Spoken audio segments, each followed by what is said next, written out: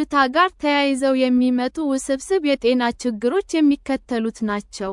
በሰውነታችን ውስጥ ያለው ፈሳሽ መጠን ከልክ በታች መሆን፣ ዲሃይድሬሽን፣ ያልተወለዱ ሕፃናት ላይ ችግር ሊፈጠር ይችላል። ደም ማስቀመጥ፣ የጥቃቅን ደም ቱቦዎች መጎዳት። ይህ በሽታ ለረጅም ጊዜ ከቆየብን የሚከተሉትን ውስብስብ የጤና ችግሮች ያስከትላል። የኩላሊት ሥራ ማቆም፣ አርትራይትስ፣ የመገጣጠሚያዎች በሽታ፣ የአንጎል የነርቭ ሥርዓት ከጥቅም ውጭ መሆን፣ ሞት። ዳያግኖሲስ አንድ ቴስት፣ የበሽታው ምርመራ፣ ሐኪማችን በቅርብ ስለበላነው ምግብ፣ በቅርብ የሄድንበት ቦታ ካለ፣ ለተበከሉ ምግቦች በቅርብ ተጋላጭ ከነበርን፣ ወይንም ተመሳሳይ በሽታ ቤተሰባችን ወይንም ጓደኞቻችን ተይዘው ከሆነ ትጠይቀናለች። ሰውነታችን ፈሳሽ ስለማጣቱ የሚያሳዩ ምልክቶች ካሉ ለማወቅ ሐኪማችን አካላዊ ምርመራ ታደርግልናለች። በተጨማሪም ሆዳችን ሶፍት መሆኑን እየነካካች ትመረምራለች።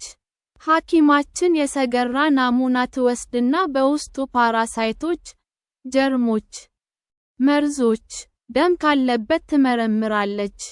ሐኪማችን እንደ ሺጋ ቶክሲን ያሉ መርዞች አንጀታችን ውስጥ ስለመኖራቸው ለማረጋገጥ የኢሚዩኖሎጂካል ምርመራ ልታደርግልን ትችላለች። አንዳንዴ አስፈላጊ ሆኖ ካገኘችው ሐኪማችን ከአንጀታችን ውስጥ የቲሹ ናሙና በባዮፕሲ ዘዴ ልትወስድ ትችላለች። ትሪትመንት አንድ ሜዲኬሽንስ ለበሽታው የሚሰጥ ሕክምና። ለዚህ በሽታ የሚሰጠው ሕክምና እንደ በሽታው ምክንያትና አስከፊነት ደረጃ ይወሰናል። አንዳንድ ሰዎች ላይ በሽታው በጥቂት ቀናት ውስጥ ሊድን ይችላል። አንዳንዱ ላይ ደግሞ ሊቆይበት ይችላል። ለ24 ሰዓት የቆየ ተቅማጥ ያለባቸው ሰው ፈሳሽ ኦራል ሪፕሌስመንት ሶሉሽንስ በብዛት እንዲወስዱ ይደረጋል። ለአንዳንድ ሰዎች የማቅለሽለሽ ስሜትን እና ማስታወክን ለማስቆም መድኃኒት መስጠት ጠቃሚ ሊሆን ይችላል።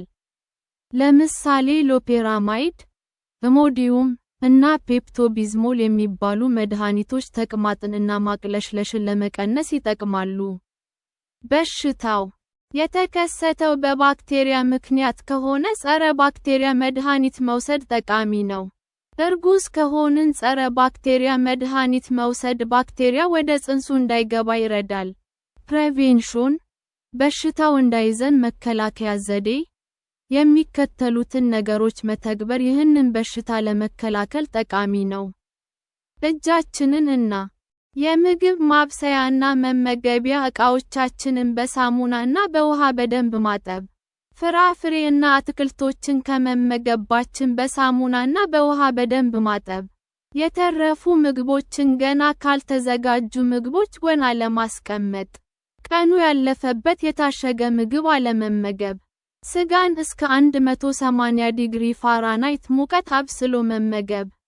የፍሪጅ ሙቀት መጠን 4.44 ዲግሪ ሴልሺየስ ላይ ማድረግ።